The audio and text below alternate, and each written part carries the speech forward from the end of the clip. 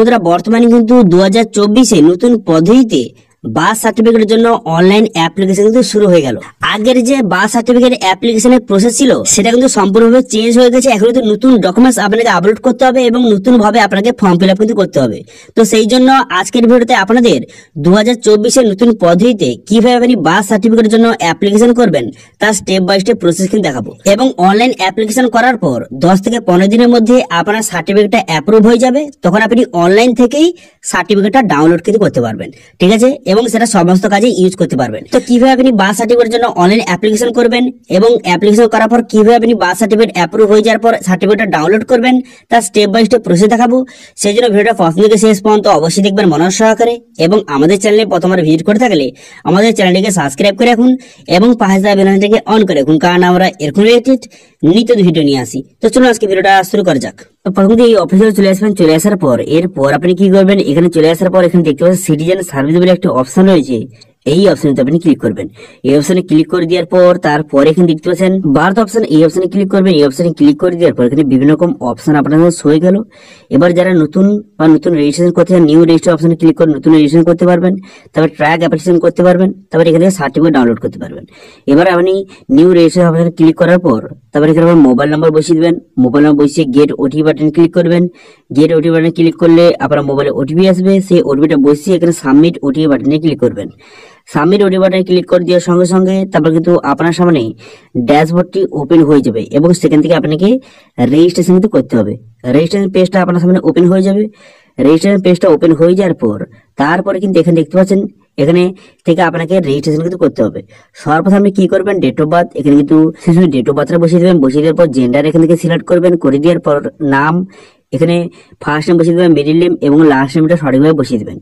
বসিয়ে দেওয়ার পর তারপর আপনি কি করবেন, এবার যে বাচ্চারা যে সিঙ্গেল হয়েছে না টুইনস হয়েছে এখান থেকে আপনি সিলেক্ট করে নেবেন। করে নেওয়ার পর এরপর এখানে বলা হয়েছে যে জন্মস্থান কোথায় বাচ্চারা হয়েছে এখান থেকে সিলেক্ট করতে হবে। তো সেই জন্য আপনি কি করবেন, এখানে দেখতে পাচ্ছেন এই অপশনে ক্লিক করে এখান থেকে আপনি হসপিটাল হয়েছে না হোমে হয়েছে এখান থেকে আপনি সিলেক্ট কিন্তু করে নেবেন। করে নেওয়ার পর তারপর ডিস্ট্রিক্ট সিলেক্ট করবেন। করে নেওয়ার পর স্টেটটা সিলেক্ট করে নেবেন। করে নেওয়ার পর ডিস্ট্রিক্ট, এখান থেকে ডিস্ট্রিক্টটা আপনি সিলেক্ট করে নেবেন যেখানে জন্মগ্রহণ করেছে, ঠিক আছে। তারপর এখানে ব্লক, এখানে ব্লকটা সিলেক্ট করবেন। তারপর ব্লকের নামটা সিলেক্ট করবেন। করে দেওয়ার পর তারপর এখান থেকে আপনি সমস্ত ডিটেইলস সিলেক্ট করে নেওয়ার পর তারপরে হসপিটাল, এখানে হসপিটালের নামটা এখানে আপনি সিলেক্ট কিন্তু করে নেবেন। যদি হসপিটাল হয়ে থাকে হসপিটাল সিলেক্ট করবেন। যদি হোমে হয়ে থাকে হোমের অ্যাড্রেসটা এখানে সিলেক্ট কিন্তু করে নেবেন যেখানে জন্মগ্রহণ করেছে শিশু।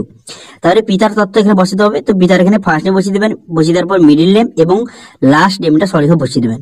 বসিয়ে নেওয়ার পর এরপরে আপনি কি করবেন, এবার ইমেল আইডি থাকে ইমেল আইডি এবং মোবাইল নাম্বার বসিয়ে দেবেন। মোবাইল নাম্বার বসিয়ে দেওয়ার পর তারপরে আইডি টাইপ, তো শিশুর পিতার কিন্তু এখানে আইডি এখানে প্রুফ দিতে হবে। তো সেই জন্য আপনাকে যেই কার্ড আছে সেটা সিলেক্ট করবেন। আমি আধার সিলেক্ট করলাম। করে দেওয়ার পরে আধার নাম্বার, এখানে আধার নাম্বারটা আপনি বসিয়ে নেবেন, ঠিক আছে। বসিয়ে নেবার আধার কার্ডটা এখানে আপলোড সঠিকভাবে করে দেবেন। যদি আপনি অন্য কোনো কার্ড সিলেক্ট করে থাকেন তার কার্ডটা এখানে আপলোড কিন্তু করে দেবেন। তো সেম একইভাবে এখানে মায়ের তথ্য বসাতে হবে। তো মায়ের ফার্স্ট নাম মিডিল নেম এখানে বসিয়ে দেওয়ার পর তারপরে মোবাইল নাম্বার বসিয়ে দেওয়ার পর তারপর এখানে আইডি টাইপ এখানে সিলেক্ট করবেন। তো শিশুর মাতার এখানে আইডি টাইপ সিলেক্ট করে নেওয়ার পর তার নাম্বারটা এবং সেই কার্ডটা এখানে আপলোড কিন্তু করে দেবেন। এরপর মাতৃমা আইডি যদি থেকে থাকে এখানে দেবেন, যে না থেকে দেওয়ার দরকার নেই। ওকে, বোঝা গেল।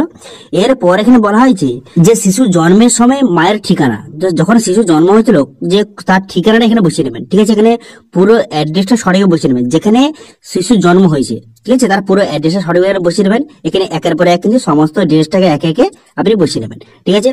বসিয়ে নেওয়ার পর তারপর আপনি কি করবেন, তারপরে এখানে তার নিচের অপশন দেখতে পাচ্ছেন যে মাতার স্থায়ী ঠিকানা আপনাকে বসাতে হবে। প্রথমত এই অ্যাড্রেস সঠিকভাবে বসিয়ে নেওয়ার পর তারপর কিন্তু আপনাকে যে পার্মানেন্ট অ্যাড্রেস কিন্তু বসাতে হবে।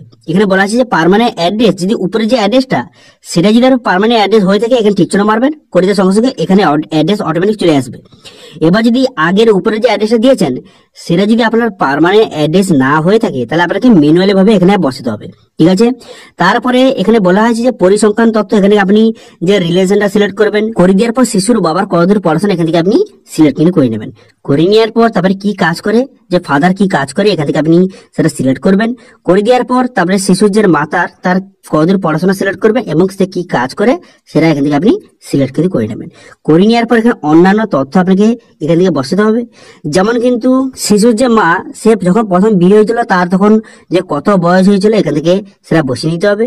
তারপর শিশুর পরিচর্যা কে করেছে, কোনো গভর্নমেন্টের কোনো এমপ্লয়ি অথবা নার্স যে বা ডক্টর যে পরিচর্যা করেছে সেটা আপনি সিলেক্ট করে নেবেন। ঠিক আছে, করে নেওয়ার পর তারপর এখানে বলা হয়েছে যখন শিশু জন্ম হয়েছিল তখন মায়ের বয়স কত ছিল এখান থেকে আপনাকে বসিয়ে নিতে হবে। ঠিক আছে, সঠিকভাবে বসিয়ে নেবেন। বসিয়ে নেওয়ার পর তারপরে নর্মাল ডেলিভারি হয়েছে না সিজার হয়েছে এখান থেকে আপনি সিলেক্ট করবেন। করে দেওয়ার পর তারপরে কটা বাচ্চা হয়েছে এখান থেকে সেই সংখ্যাটা বসিয়ে নেবেন। যদি একটা হয়ে থাকে 1 বসাবেন, যদি দুটো হয়ে থাকে 2 বসাবেন। ঠিক আছে, করে দেওয়ার পর তারপরে যে বাচ্চার ওজন কত ছিল ওজনটা এখানে আপনি বসিয়ে নেবেন। ঠিক আছে, ওজনটা আপনি সঠিক বসিয়ে নেবেন। বসিয়ে দেওয়ার পর আর কোনো কিছু আপনাকে বসাতে হবে না।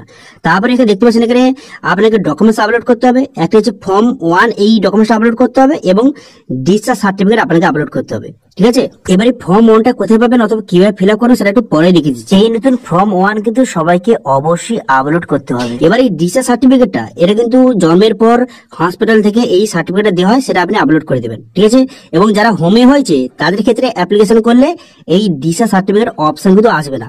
কিন্তু যদি আপনি হসপিটাল সিলেক্ট করে থাকেন তো সেক্ষেত্রে ডিসচার্জ সার্টিফিকেটের অপশন কিন্তু চলে আসবে। ঠিক আছে, এবং সেই সার্টিফিকেট আপনাকে এখানে আপলোড কিন্তু করে দেবেন, অথবা ডক্টরের কাছ থেকে ইস্যু করা একটি যে সার্টিফিকেট আপনাকে এখানে আপলোড কিন্তু করে দিলে হবে। ঠিক আছে, এরপর ফর্ম 1টা কিভাবে ফিল আপ করবেন দেখুন। তো ভিডিও ডেসক্রিপশনে এই ফর্ম 1 এর লিঙ্কটা কিন্তু দেওয়া রয়েছে, সেখান থেকে এই ফর্মটা আপনি ডাউনলোড করবেন। ডাউনলোড করে নেওয়ার পর এটা প্রিন্ট আউট করে এই ফর্মটা আপনাকে ফিল আপ করতে হবে। তো কি কি ফিল আপ করবেন, এখানে কিন্তু প্রথমে শিশুর জন্মের তারিখ বসিয়ে দিবেন, তারপরে তার জেন্ডার এবং তার নাম, তার পিতার নাম, তার মাতার নাম, সমস্ত ডিটেলস বসিয়ে নেবেন। তারপর ঠিকানা বসিয়ে নেবেন।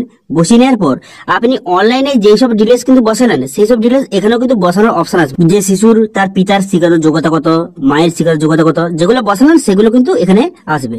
ঠিক আছে, এরপরে কিন্তু এই সব ডিটেলস ফিল আপ করে দেওয়ার পর এখানে কিন্তু আপনাকে সিগনেচার কিন্তু করতে হবে, পিতা অথবা মাথার এখানে স্বাক্ষর কিন্তু করে দেবেন। করে দেওয়ার পর তারপরে এই যে এই ফর্মটা স্ক্যান করে আপনাকে আপলোড কিন্তু করে দিতে হবে। ঠিক আছে, বোঝা গেল ক্লিয়ার? তো এবার সমস্ত ডিটেলস আপনি সঠিকভাবে ফিল আপ করে দেওয়ার পর ডকুমেন্টস আপলোড করে দেওয়ার পর সাবমিট বাটনে ক্লিক করার সঙ্গে সঙ্গে এখানে কিন্তু আপনার অ্যাপ্লিকেশনটা সাবমিট হয়ে যাবে এবং আপনাকে একটি 1 নম্বরের নাম্বার কিন্তু প্রোভাইড করবে। এটা দিয়ে পরবর্তীকালে আপনি স্ট্যাটাস কিন্তু চেক করতে পারবেন এবং আপনার যে বার্থ সার্টিফিকেটটা আপনি অনলাইনে ডাউনলোড করতে পারবেন। ঠিক আছে, এবার স্ট্যাটাস চেক করার জন্য বা ডাউনলোড করার জন্য এখানে বার্থ অপশনে ক্লিক করলে এখানে ট্র্যাক অ্যাপ্লিকেশন অপশনে ক্লিক করে এখানে আপনি খুব সহজে স্ট্যাটাস কিন্তু চেক করতে পারবেন। এবং কিন্তু ডাউনলোড করতে গেলে এখানে ডাউনলোড সার্টিফিকেট অপশনে ক্লিক করবেন। করে দেওয়ার পর তারপর কিন্তু সেই যে অ্যাপ্লিকেশন নাম্বারটা বসিয়ে খুব সহজে এখানে আপনি যে সার্টিফিকেটটা ডাউনলোড কিন্তু করতে পারবেন। ঠিক আছে, তো এইভাবে বর্তমান নতুন পদ্ধতিতে 2024-এ আপনি খুব সহজে বার্থ সার্টিফিকেটের জন্য অনলাইন অ্যাপ্লিকেশন কিন্তু করতে পারবেন। ঠিক আছে, তো এটি ছিল আজকে আপডেট। ভিডিওটা ভালো লেগে থাকলে ভিডিওকে লাইক করে দেবেন এবং ভিডিও কিন্তু বন্ধুদের সঙ্গে শেয়ার করে দেবেন এবং আমাদের চ্যানেলে প্রথমবার ভিজিট করে থাকলে আমাদের চ্যানেলটিকে সাবস্ক্রাইব করে রাখুন এবং পাশে থাকা বেল আইকনটিকে অন করে রাখুন, কারণ আমরা এরকম রিলেটেড নিত্য ভিডিও নিয়ে আসি। আজকে ভিডিওটা এই পর্যন্ত, দেখা হচ্ছে নেক্সট ভিডিওতে। Thank you.